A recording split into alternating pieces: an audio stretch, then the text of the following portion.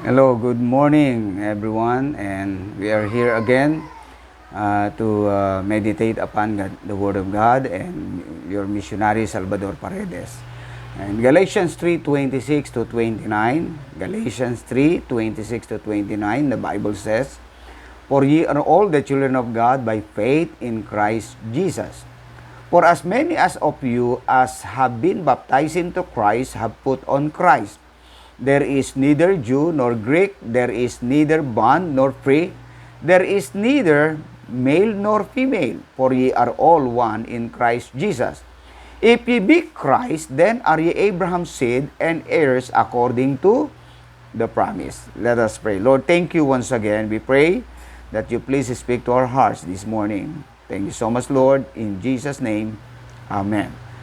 Now, ito po ay makita natin dito, iisa lang kay Kristo. Bagamat there are around 8.062 billion in the whole world. Pero nagpapasalamat tayo mga kapatid sa Panginoon sapagkat ako po ay naligtas at kayo po na nakikinig ay tumanggap ng biyayang kaligtasan sa dinami-dami ng tao sa buong mundo. Ang Diyos ay gumawa at kumilos sa atin. Of course, we know na merong nag-pray, merong nagbigay ng effort, merong nagbigay ng time, at merong gumastos para sa ating kaligtasan. Salamat sa Panginoon sa kanyang biyaya. At ngayon, ay kahit na po tayo magkakaiba, magkakalayo, pero alam niyo po, makita natin una, dito, we are all children of God by faith in Christ. Kumbaga ang kaligtasan is only by the faith. Kahit na po ano tayo, ano man yung personal background mo, family background mo, ano man yung kalalagayan, yung mga tao sa Africa, tao sa India, tao po mga kapatid sa Europe, tao dito sa Asian countries, ang paraan ng Panginoon sa kaligtasan ay lagi po dalawa ang kondisyon. Ano yon? Pagsisisi at pananampalataya kay Kristo. Yan ang kumbaga, yan ang kaparaanan na sinasabi ng Panginoon. By faith in Christ, alam naman po natin, maraming mga world religions, mga kapatid, Judaism, Hinduism, Islam, Buddhism, maging sa Christianity, marami sa mga religion sa ating sa Christianity na ang paraan ng kaligtasan ay lagi po sa paggawa ng mabuti. But we praise the Lord sapagkat itinuro sa atin that salvation is through faith in Christ. Kasi sinasabi po riyan, we are all the children of God by faith in Christ Jesus. So, yan, napakaliwanag sa banal na kasulatan yan. At na nagbibigay sa atin, the Word of God gives assurance of our salvation. Nagbigay ng katiyakan to. Sabi nga po ng John 10:28, "And I give unto them eternal life, and they shall never perish." At hindi lamang Word of God, at gayon din naman, the presence of the Holy Spirit gives me the assurance of salvation.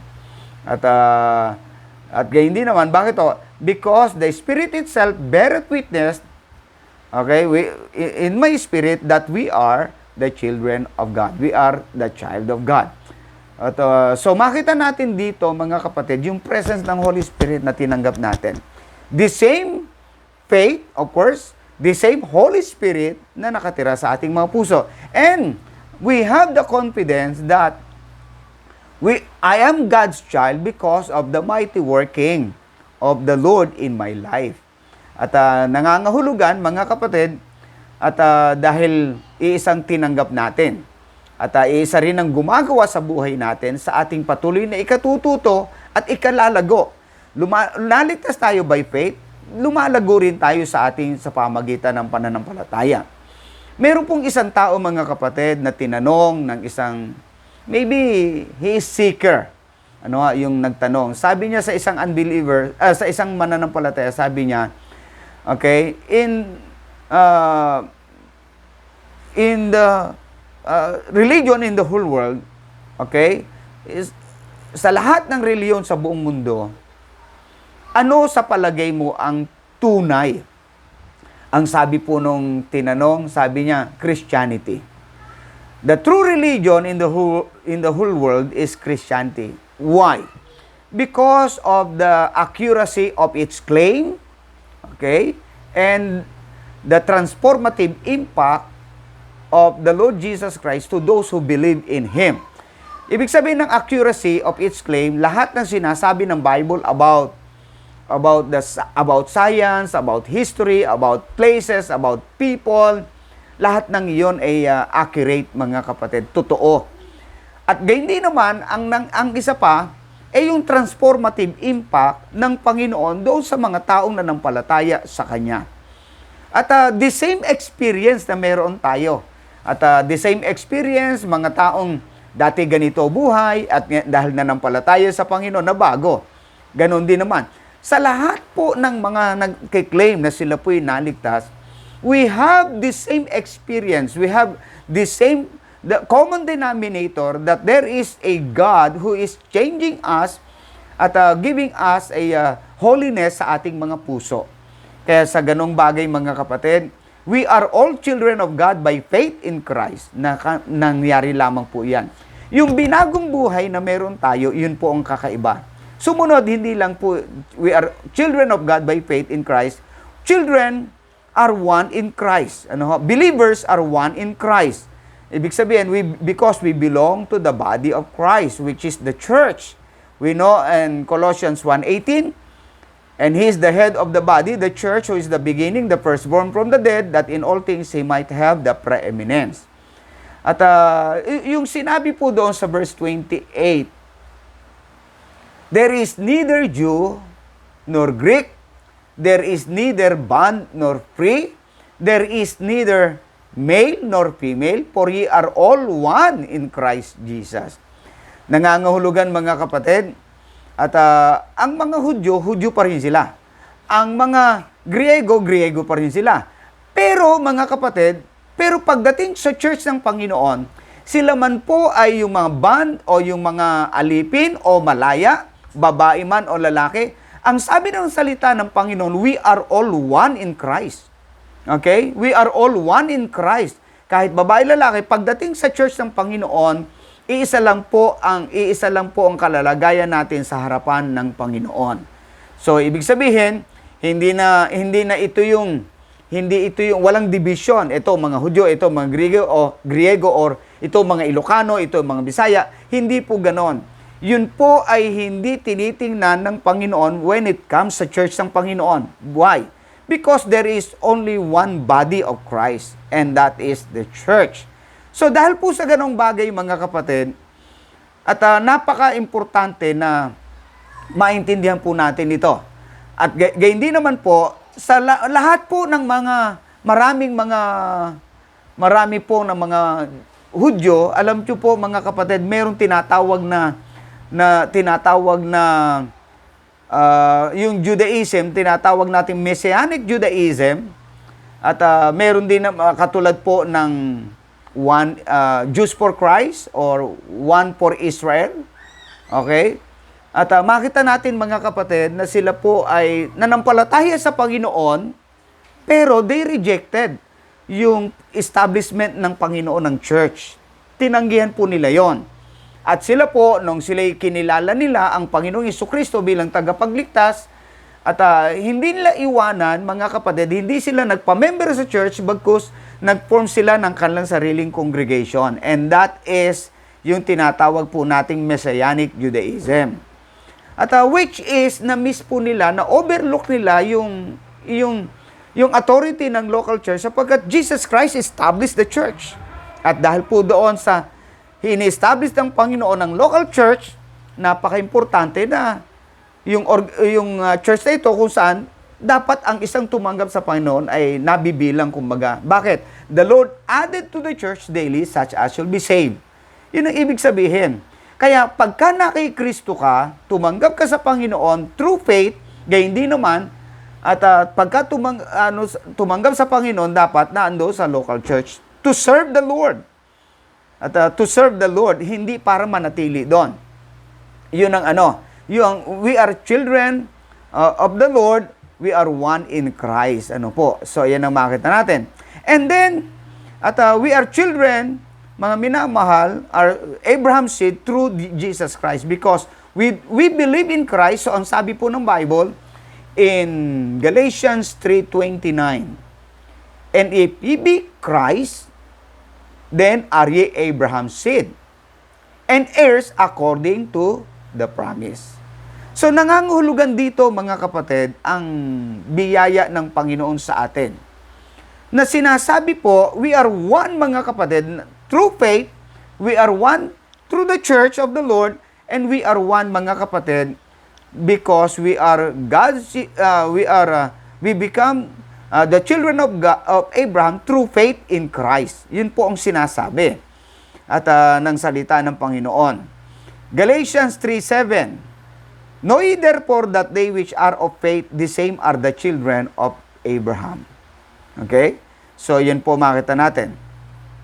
At ang sabi po ng Romans 4:16, therefore it is of faith that it might be by grace, to the end the promise might be sure to all the seed, not to that only which is of the law, but to that also which is of the faith of Abraham, who is the father of us all. So, dito po mga kapatid, we are one. Now, dahil po doon mga kapatid, we are one whether Jews or Gentiles, or whether iyan po ay mga kung ano-ano pang mga reliyon ang pinanggalingan, kinakailangan manampalataya kay Kristo. Pangalawa, kinakailangan nandoon po tayo sa church. At kailangan ma-recognize natin we become children of Abraham through faith in Christ. Now, anong blessing nito ngayon? Anong pinakamagagawa nito? Because we are one in Christ, mga kapatid, let us have a unity in Christ. Dapat po nawawala na yung division, nawawala po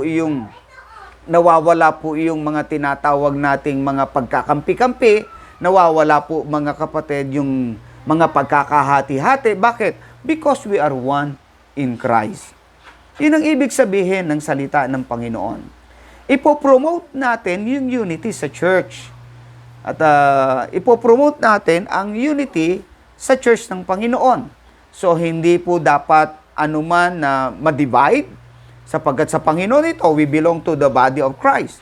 So, hindi po ito dapat ma-divide, hindi po dapat magkaroon ng division or anumang mga pagkakahati-hati o kampi-kampi. Yan po ang naging problema ng Corinthian Church. Which is sa ating panahon ngayon, mga kapatid, napaka-importante po yung ganon. Kaya sa atin, pinopromote po natin yan. Kaya tayo po na mga members, dapat po makita natin ang kahalagahan natin. Meron tayong role na dapat ginagampanan sa loob ng church to promote yung unity, to promote the message ng church. We have the same message at sa Panginoon. Ipinopromote po natin yan. At sapagkat yan naman po ay biyaya ng Panginoon sa atin. Ang sabi nga, dinala tayo ng Panginoon sa church upang tayo po ay maging makapaglingkod sa iisa at tunay na Diyos. Kaya sa ganung bagay mga kapatid, not only to promote unity, but also mga kapatid, to promote the message of the church. Ano po? I-promote natin ang message ng church. At ano yun? That Jesus Christ is the only Savior of the whole world. Ano? Yan po. At i-promote natin ang message, i-promote natin ang unity, i-promote natin mga kapatid yung ministry ng church. Ang ministry ng church, mga kapatid, lagi alam naman po natin yan. It is for salvation of the unbeliever and also for edification of the believers.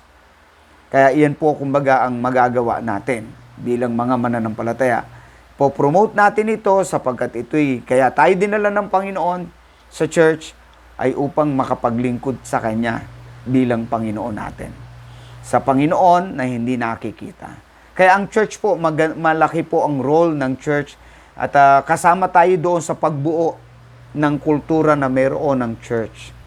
Kaya encourage everyone, mga members, patuloy na ipopromote natin ang ministry ng church, ipopromote ang message ng church, ipopromote mga kapatid, pati ang unity sa loob ng church ng Panginoon. And I wish to the Lord na ito po ay, kumbaga, magawa po natin sa patuloy. Sapagkat kapag ang pastor po, kumbaga bilang mga members, tulungan po natin sila sa pagpapahayag ng salita ng Panginoon. Tulungan natin sila mga kapatid sa pagmi-minister. At yun ang pinakamagagawa natin. At huwag tayo maging cause ng problem. Dapat po sa ating buhay, mailalapit natin ang tao kay Kristo. Mailalapit natin ang kapwa mananampalataya kay Kristo. Huwag tayong maging dahilan para malayo sila. Okay? So, salamat sa Panginoon sa kanyang biyaya. At salamat sa Panginoon mayroon tayong church. Thank you. Pagpalain po tayo ng Panginoon. Let us pray. Lord, thank you so much for everything na ginawa mo sa aming buhay. Thank you so much, Lord, for all the blessings that we receive from you. We are really blessed by you, Lord, by giving us a church, by giving us the scripture, and by also giving us the Savior. Lord, thank you very much for all the things that you have done in our life. We pray, dear God, that you please keep on working in our lives to make us mature and grow in the Lord. Lord, thank you so much. And Lord, I pray for Pastor Recto, and I pray for their prayer request to acquire the church property. I pray, dear God, that you please do a favor for them. At patuloy po kayong gumawa sa kanila, Panginoon. Narinig mo po yung kanilang panalangin. Kumilos lang po kayo sa CBBC, doon po sa Pasig. Gumawa po kayo sa kanilang buhay. Ang panalangin po na magkaroon ng mabili po ng DBBC yung church lot doon sa likod. I pray, dear God, that you please do a favor to them. At kayo po ang patuloy na gumawa sa maraming mga pastors, Pastor Chris Sanco, Pastor Edward Linderos, na nagpe-pray para po sa church property. Patuloy ka nga pong gumawa sa buhay. At ang panalangin po, Pastor Nelio, na ma-settle na po ang kanilang usapin doon sa lote. Kumilos lang din po kayo sa kanila. At Pastor Ramiro Adona, ingatan mo nga pong patuloy. At marami pa pong mga pastors. At gumawa po kayo, Panginoon, sa kanilang mabuhay. Mga missionaries, patuloy ka nga pong kumilos. Mga may karamdaman, Missionary Arsenal, gumawa po kayo. At marami pang mga missionaries, Panginoon, na may mga karamdaman, kumilos lang po kayo. Patuloy, Panginoon, dadalangin po namin kaligtasan po ng mga Hudyo at ang kapayapaan sa Jerusalem. We pray po, Panginoon, sa aming bansang Pilipinas. I pray, dear Panginoon, na patuloy po kayong gumawa sa aming President, mga government officials, patuloy na magawa po nila ang katotohanan alinsunod sa iyong salita. Na sila po ay tumayo na kasama po na sa Israel, Panginoon. Kumilos lang po kayo, Panginoon, sa mga issues, mga usapin sa aming bansa. Hawakan mo, masettle po ito, Panginoon. Gumawa po kayo, Panginoon, ng pangangaral ng iyong salita, Panginoon, the preaching of the gospel sa aming bansa. At kumilos lang po kayo sa aming bansang Pilipinas. Nawa po hanggang sa kasuluk-sulukang bahagi ng aming bansa ay maabot ng iyong ebanghelyo, Panginoon, at marami po ang mga ligtas. O, Panginoon, patuloy po kayong gumawa. At I pray, dear God, na kumilos lang din po kayo sa hindi lamang sa Israel, mga Hudyo po na nagkalat po sa iba't ibang bansa, sa Amerika po. At kumilos lang po kayo sa Amerika, gumawa po kayo, Panginoon, sa kanilang buhay. At mga pastors, mga missionaries, mga preachers, at maabot po ang mga Hudyo doon sa Amerika. At marami pa po. I pray, Panginoon, ang patuloy mong paggawa sa bawat isa. At mga churches, Panginoon. Sa iyo po namin itinatagubilin at sa marami pang mga kapastoran. Panalangin po namin ang iyong lingkod na kami po ay makarating na po ng mission field. O Panginoon, gumawa po kayo sa buhay ng bawat isa sa amin. Pangunahan mo po kami, Ama. Salamat po sa pagpapala. Sa iyo po namin itinatagubilin po ang panalangin ng iyong mga anak. Kumilos lang po kayo po ang kumilos. Thank you po, Ama. In Jesus' name we pray. Amen and amen. God bless you po, mga kapatid. Pagpalain po tayo ng Panginoon. Thank you.